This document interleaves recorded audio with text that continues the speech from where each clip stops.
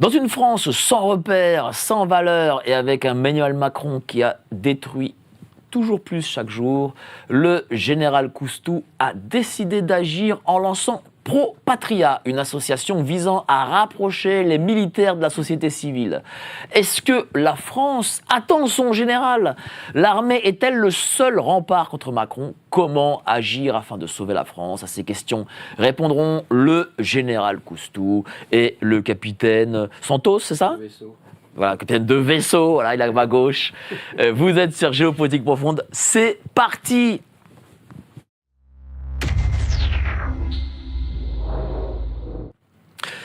Il ne faut pas avoir peur. Bonsoir à tous, vous êtes sur Géopolitique Profonde, la chaîne qui est là pour remplacer les médias subventionnés. Vous nous attendez, on vous a fait languir et c'est normal. On a deux personnes en plateau, deux éminences en plateau et du coup on va faire une très très belle émission ensemble. On va parler de ce nouveau mouvement Pro Patria. Mais avant ça, n'oubliez pas de vous abonner à la lettre de Géopolitique Profonde. Elle est là, elle est entre mes mains. Vous cliquez sur le lien ci-dessous pour vous y abonner et n'oubliez pas 7 jours d'essai gratuit. 7 jours d'essai gratuit. Allez-y. Alors, je suis très content de vous avoir, cher Général Coustou, d'être toujours ici, le bienvenu. Vous êtes venu avec votre collègue, hein, je suis très content aussi de vous avoir. Ça fait 2 militaires de haut rang qui sont ici présents. Vous montez voilà, ce mouvement. Est-ce qu'on peut parler mouvement, association? Qu'est-ce que c'est Pro Patria? D'abord, permettez-moi de vous saluer, ainsi que tous les amis de la France. Vous n'êtes pas puni aujourd'hui, vous, M. Borowski? Puni pourquoi? Parce que nous avions invité une centaine de journalistes pour une conférence de presse, ils avaient tous piscine aujourd'hui. Ah, mais vous êtes là, bravo, et merci. Moi, je l'avais dit que je vous invitais et que je ne serais pas là parce que nous, on tournait avant, en fait. On tournait avant. Eh bien, merci. Voilà, c'est pour ça que j'avais voulu que vous veniez en plateau. C'est gentil. Pro Patria est une association conforme à la loi de 1901. Avant ça, je veux dire quand même, oui. c'est quand même grave ce qui se passe. C'est-à-dire qu'on a un général de haut rang, comme vous. Vous faites une communication. Vous dites, voilà, nous lançons un mouvement. Et des journalistes ne viennent pas. C'est quand même pas normal. C'est quand même la base de leur métier. Enfin, je ne sais pas ce que vous en pensez. C'est à eux qu'il faut poser la question. Pourquoi ils ne viennent pas? Ils n'ont même pas répondu. C'est fou. Ah bah oui. Moi, je veux dire, je trouve pas professionnel que lorsqu'il y a un mouvement qui se lance, que des journalistes ne sortent pas de leur rédaction. Eh bien, ils ne sauront pas ce qui se passe. Bon. Vous en aurez la primeur. Ben, c'est très gentil. Donc, allez-y, parlez-nous de votre mouvement. Pro Patria est une association patriotique. Alors, il y en a bien d'autres. Je suis moi-même adhérent à plusieurs associations patriotiques. Mais, si une seule avait proposé ce que nous proposons, nous, je ne me serais pas embarrassé de m'embarquer dans une telle aventure. Donc, Pro Patria a pour but, il faut savoir à quoi ça sert, le but en 2 volets. Premièrement, de rendre hommage à nos anciens, c'est le devoir de mémoire, qui est incontournable et non négociable, parce que nos grands anciens ont donné leur vie ou sont sortis complètement estropiés de terribles épreuves. Alors certains ont dit que la Première Guerre mondiale avait été une guerre civile européenne. Moi, ce que je retiens, c'est que nos anciens ont eu le sang du service, du sacrifice, et ont fait preuve de courage. Vous savez, ce courage dont un célèbre auteur russe a dit que l'Occident se perdrait parce qu'il en avait pas, il en manquait. Eh bien, nos anciens ont fait preuve de courage. Et à ce titre, nous leur devons reconnaissance. Non seulement nous leur devons reconnaissance, mais nous avons l'impérieux devoir de transmettre à nos successeurs ce que nous avons reçu de nos anciens. Voilà. Alors, le deuxième volet de notre association, c'est de promouvoir la relation entre l'armée et la nation, la population, la patrie. Voilà. Mais ça, d'une manière tout à fait singulière qu'aucune autre association ne fait. On pourra peut-être entrer dans le détail un peu plus. Nous voulons parler à tout le monde, il y a 68 millions de Français, on ne les verra pas individuellement évidemment, hein, mais pour leur faire prendre conscience de l'importance de l'esprit de défense. On pourra approfondir peut-être. Hein. Ça me semble capital. Je vous donne un exemple. Si vous, Mike Borowski, vous laissez votre portefeuille dans la voiture, vous fermez la clé.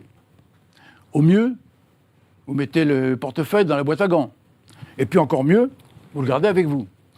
Vous avez le souci de préserver votre bien. Et vous vous donnez les moyens pour préserver votre bien. Eh bien, à l'échelon de la France, il faut bien que la population se rende compte que pour préserver son bien, la France, qu'est-ce que c'est ?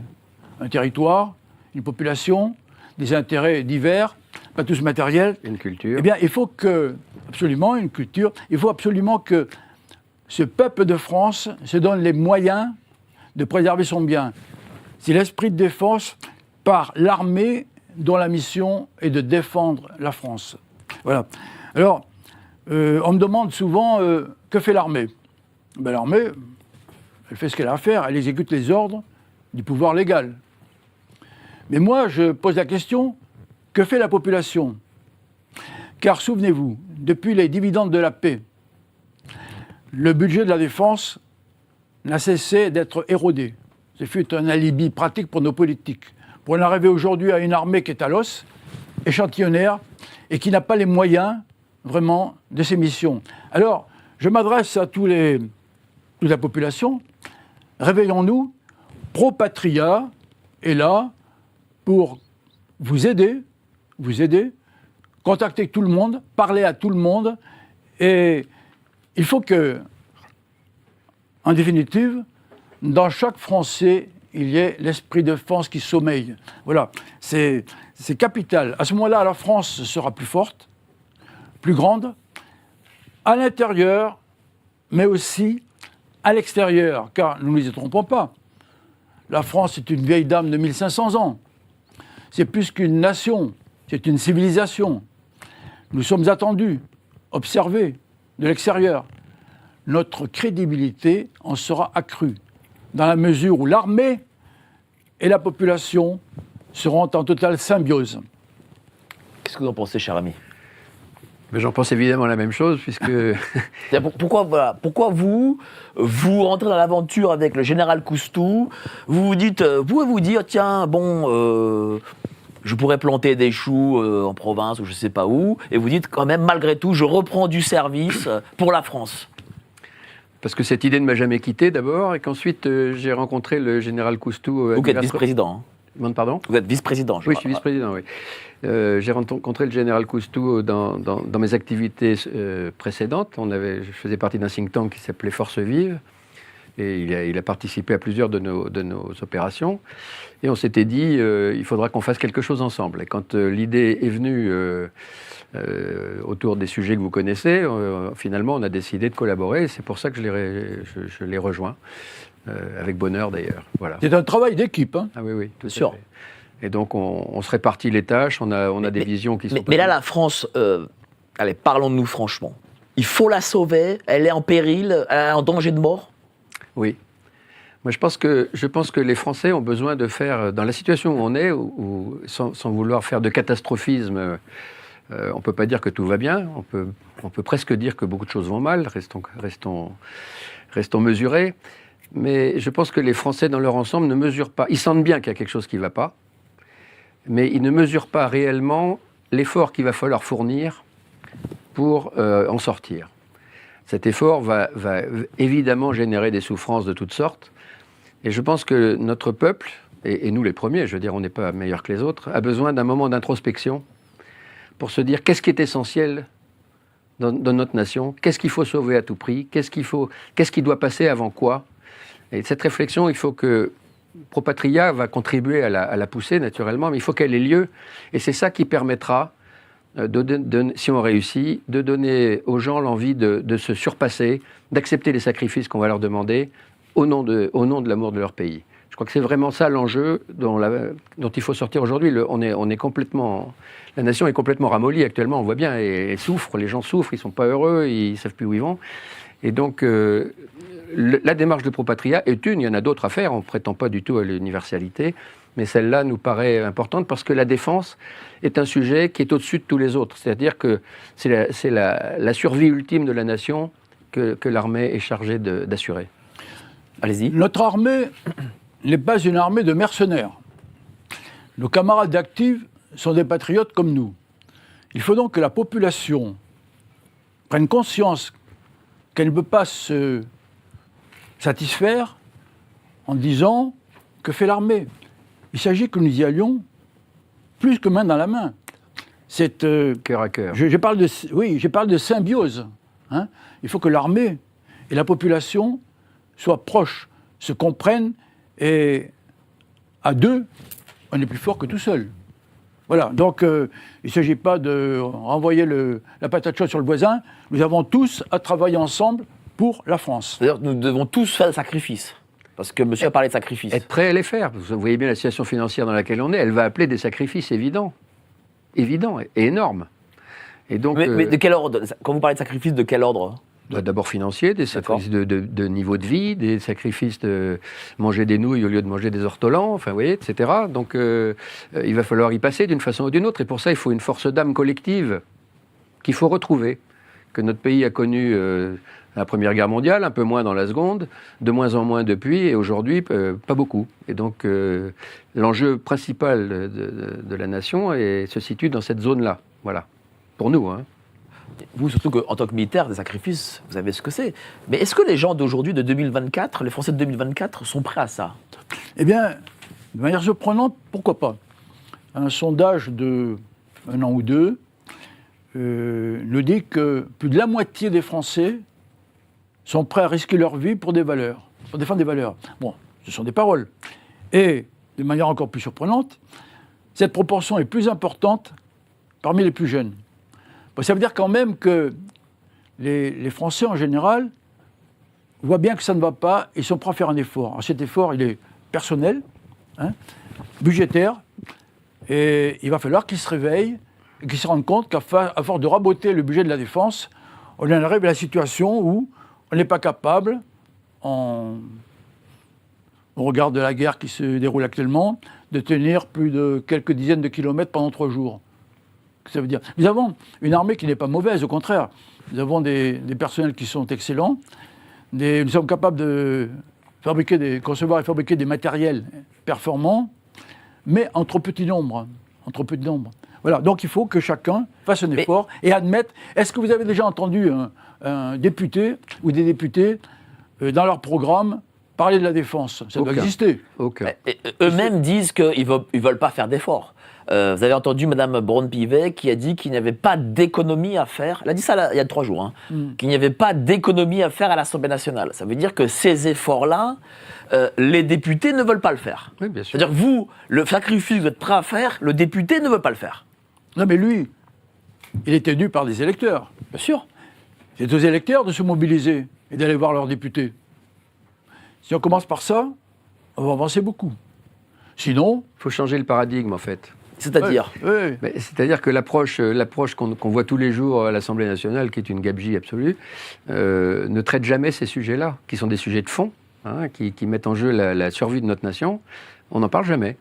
Et donc, parce que les Français, du coup, ont perdu l'habitude d'en parler, et l'une des démarches de Propatria, c'est de remettre ce sujet-là sur la table et que les gens commencent à suivre de plus près tout ce qui se passe et de comprendre les difficultés qui nous attendent. Alors, vous avez parlé de la guerre, du fait que aujourd'hui l'armée française ne tiendrait que 3 jours. Alors ça, c'est très important. De l'aveu même du chef d'état-major. Bien sûr. Oui. Très important.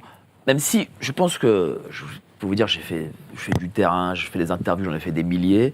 Les gens ne pensent pas trop à ce qu'est la guerre en France. Ils n'y croient pas trop. Par contre, eux, ce sur quoi ils croient, c'est que l'armée prenne au final, allez, je vais mettre les pieds dans le plat, le pouvoir. C'est-à-dire que eux, ce qu'ils veulent, c'est avoir un général, un capitaine, un colonel, ce que vous voulez, à la tête de l'État plutôt qu'un homme ou une femme politique qui vient de l'ENA, de la technocratie et tout ça. Ça n'est pas l'objet de notre débat. J'ai bien compris. Mais si les Français le c'est souhaitent- aujourd'hui, je pense que pour parler à des Français, ils nous disent à chaque fois, mais quand est-ce que l'armée va bouger? Quand est-ce que l'armée va faire ceci? Va venir? Voilà. Quand est-ce que l'armée va sauver la France? Ça, c'est une demande populaire. Pardonnez-moi d'être redondant, mais ceux qui disent ça, quels efforts font-ils? Ah, c'est pas faux. Ah ben oui, mais on est deux, je l'ai déjà dit. C'est vrai, j'enfonce le clou, hein. C'est trop facile. Voilà. Alors, s'ils veulent le général, pourquoi pas. D'ailleurs, je m'étonne, j'ai le grade de l'ancienneté, de voir qu'un ministre de la Défense n'est jamais un militaire. Alors que la santé, c'est plutôt un médecin, bon, etc. Pourquoi? Il serait peut-être aussi compétent que d'autres. Je ne dis pas que les autres ne le sont pas. Mais au moins, il saurait de quoi il parle. Voilà. Par exemple, on a peur de l'armée? Elle est là pour protéger la population. On n'a pas à en avoir peur, au contraire. Il faut au contraire que la population se rapproche de son armée. Elle est là pour elle. Il n'y a aucune idée de subversive dans l'armée actuellement, du tout. Et chez nous non plus. Je veux dire, c'est vraiment essentiel à comprendre. Et l'armée, pour répondre aux préoccupations des gens que vous mentionnez, obéit au président de la République, qui est élu normalement, etc. Et n'interviendra dans la rue qu'en état de siège, pas avant. Donc jusque-là, Mais ça, justement, tiens, c'est quelque chose que vous voyez venir ou pas? ça ne- T'as une boule de cristal, là? Mais au vu de la situation Non, ça actuelle. ne peut être que la conséquence d'une situation politique. Ah bah oui. Mais Cette regardez situation- politiquement comment ça se passe. Voilà, mais on peut avoir des avis à titre personnel, mais ça déborde complètement la mission que Propatria s'est donnée, si vous voulez. Bah, je sais bien, mais Voilà. bon, on peut Non, mais parler, c'est important. on est entre amis, On est entre parle. amis, mais bon, on Beaucoup entend. redoutent le chaos, bien sûr. Le chaos Ah est... oui. Oui. Bon. Et ce n'est que dans cette situation-là que sur ordre de... Enfin, tant qu'on veut respecter la Constitution, naturellement, et les militaires la respecteront, je pense. Je ne vois pas de raison qu'ils en sortent, et ils ont raison. Elle n'interviendra qu'à l'ultime moment. Et là, on est dans le cas d'un ennemi intérieur, dans ce que vous mentionnez là. C'est-à-dire, c'est pour ça que l'armée n'est pas... L'armée, elle est normalement faite pour défendre la France aux frontières. Mais comme il n'y a plus de frontières, on ne sait plus très bien où c'est. Mais enfin, c'est ça. À l'intérieur, c'est les missions de la gendarmerie et de la police. Voilà. Mais il peut arriver qu'on soit dans une situation de chaos telle que l'ennemi intérieur se lève, et qu'il faille intervenir. Mais à ce moment-là, c'est normalement le pouvoir légal qui le décide. Et à ce moment-là, l'armée obéirait. On n'a aucune raison d'en douter. Donc, revenons à Propatria. Oui. Oui. On parle, il faut on se Oui, dit des oui. choses, parce que je connais la vie des gens, c'est pour ça que Oui, bien sûr. je vous amène vers... Donc, Propatria, c'est un mouvement qui est là pour qu'un rapprochement entre la société civile et l'armée. Vous sentez qu'aujourd'hui, l'armée et la société civile se sont éloignés? Sans doute un peu. Pourquoi, d'après vous? Ah ben... Il y a Parce des- que les gens ne sont pas conscients, je crois, de ce qu'est l'armée. Ils ne comprennent pas peut-être suffisamment qu'elle est là pour eux, pour les aider, pour les préserver, pour les défendre. L'armée, ça fait toujours peur. Mais ça fait peur à qui? Parce qu'ils n'ont pas la conscience tranquille. Moi, je crois que tout est possible. Encore faut-il parler aux gens. Et c'est ce que nous avons envisagé. Nous avons parlé à toutes les strates de la société, en vertical et en horizontal. Exemple, on va parler au ministre de l'Éducation nationale, au recteur d'académie, Au proviseur. et puis au chef d'établissement. Et nous allons parler esprit de défense. Qui peut nous dire « ça ne m'intéresse pas ». Mais si ça les intéresse, on les attendra sur les actes. Car nous faisons de procès d'intention à personne. Nous irons voir tout le monde, je crois que c'était dit, les partis politiques, les syndicats, les ministres du culte, etc., les autorités militaires, civiles, tout le monde. Et ceux qui nous diront l'esprit de défense, on n'en veut pas, à ce moment-là, on va leur piquer leur portefeuille, le lunette ou leur dentier s'ils ont des dents en or comme vous. Comme moi, j'ai pas de dents en or. Tout de suite. Non, il faut savoir ce qu'ils veulent. S'ils veulent vraiment préserver leur bien, ça peut être le travail, ça peut être la belle-mère, ça peut être la voiture. Eh bien, il faut donner les moyens de préserver ce bien. Eh bien, le bien commun, c'est-à-dire ce qui concerne tous les Français et chacun d'entre eux, eh bien, ça nécessite d'avoir quelque chose qui fasse appliquer la loi. Voilà, pour commencer. L'armée, elle est là pour ça. Dans l'intérêt de la population, bien sûr. Elle est là dans l'intérêt des populations, mais est-ce que l'armée d'aujourd'hui, que l'on connaît en 2024, s'attribue ce rôle? Est-ce qu'elle est... parce qu'on a aussi une nouvelle génération de militaires. Hein. Est-ce qu'ils sont dans votre état d'esprit, par exemple? Ceux qui sont aujourd'hui en actif, qui ont 30, 40, 50 ans, qui ont vos grades, est-ce que... Au fond, est-ce que vous les sentez dans votre état d'esprit? Parce que vous alertez, vous êtes aussi pour moi, vous êtes aussi un lanceur d'alerte. Vous avez fait de nombreuses émissions, dont chez nous, pour dire, voilà, ce qui se passait en France. Est-ce que eux... Moi, je pense que dans la tête des gens, les militaires sont ce qu'ils étaient hier ou avant-hier. Hein? Non, mais la question porte sur les militaires eux-mêmes. Voilà, est-ce qu'ils sont, voilà, est-ce que c'est... qu'est-ce que en pensez-vous? J'en pense que... j'en pense qu'on n'a aucune raison de penser que sur les sujets qu'on évoque, qui sont tous dans la plus grande légalité, etc., l'immense majorité des militaires pensent à peu près de la même façon, si vous voulez. C'est-à-dire qu'ils savent pourquoi ils sont là, comme nous le savions et nous le savons toujours. Ils savent pourquoi ils sont là, ils savent ce qu'ils peuvent faire et ce qu'ils ne peuvent pas faire. Tout ça est à peu près clair dans leur... Ils aiment la France par-dessus tout.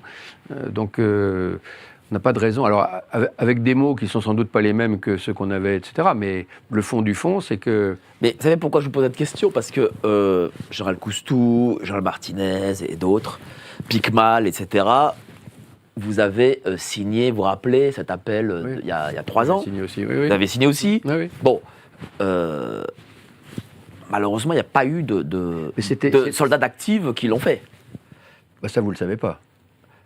Ils peuvent l'avoir fait à titre de citoyen. Il y en avait eu? Vous êtes sûr? Oui, il y a eu des milliers de signatures, oui. Ah oui, oui. Des civils aussi, oui. Oui, des civils, oui. Oui, d'ailleurs, une plateforme Ils n'ont pas signé en a tant été que capitaine... spécifiquement ouverte aux civils qui s'appelait les Amis de Place d'Armes. D'accord. Qui était la plateforme Oui. qui a listé les 27 000 signatures. Et il y a même des gens d'actifs qui ont fait leur... Ah d'accord, tribune. ok. Oui. Alors, c'est mon erreur, excusez-moi. Oui, Pas pour moi. Oui, il y en a eu, oui. D'accord. Tout le monde pensais était intéressé. D'accord. Alors, en quelle proportion, c'est notre problème. Hein, voilà. Donc, moi, je crois que les militaires, ils sont toujours dans leur tête comme nous étions. Oui. Vous voyez, je vais vous donner un exemple. Hein. La plus belle couleuvre que j'ai avalée pendant ma carrière, c'est quand on me disait que la menace était à l'Est, l'Union soviétique, le pacte de Varsovie, le communisme. Et en 81, le président arrive avec 4 ministres communistes au gouvernement. Bon, ça donne quand même à réfléchir. Bien sûr. J'étais capitaine, j'avais 6 gamins, le nez dans le guidon, je continue de pédaler. Certains sont partis, mais je jette la pierre à personne. J'ai eu l'occasion de dire à certains, à partir des colonels qui aujourd'hui sont un peu dans l'expectative, de rester. Il faut rester parce que le gouvernement passera, le président passera, la France restera et l'armée restera. Et si tout le monde déserte, on ne reconstruit pas une armée comme ça. Voilà, donc ils ont ça en tête. Alors, malgré les difficultés qu'ils peuvent avoir au plan familial, au plan privé, eh bien, je pense que la plupart vont passer l'intérêt du service avant. Parce que le propre d'un soldat, c'est de servir. Et pas de se servir. J'en dirais pas autant de certains politiques. C'est sûr. Alerte Info. Géopolitique profonde prend sa place dans le paysage médiatique français. Bonsoir à tous, vous êtes sur Géopolitique profonde, la chaîne qui est là pour remplacer les médias subventionnés. On investit maintenant la rue. Et on veut vous entendre. Le gouvernement de M. Macron nous a obligés et nous a enfermés chez nous. Mais on a besoin de votre soutien. Alors cliquez sur le bouton j'aime pour nous soutenir.